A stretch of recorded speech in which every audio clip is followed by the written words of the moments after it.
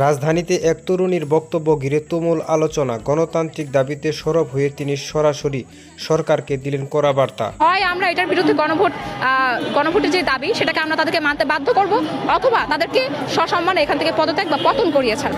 সরকারকে গণতান্ত্রিক দাবিগুলো মানতে বাধ্য করতে হবে, না হলে জনগণই তাদের পতন ঘটাবে। ভিডিওটি সামাজিক যোগাযোগ মাধ্যমে ছড়িয়ে পড়ার পরপরই তৈরি হয়েছে ব্যাপক আলোচনা। অনেকে তার সাহসী বক্তব্য স্বাগতম জানালেও কেউ কেউ এটিকে বিতর্কিত বলেও মন্তব্য করেছেন। এভাবে একটা গণভোট, যেই গণভোট এই সরকারকে এই ক্ষমতায় বসিয়েছে, সেই গণভোট তারা বাতিল করতে চাচ্ছে এবং এই গণভোট বাতিলের বিরুদ্ধে আজকে আমাদের এখানে অনশন করতে হচ্ছে।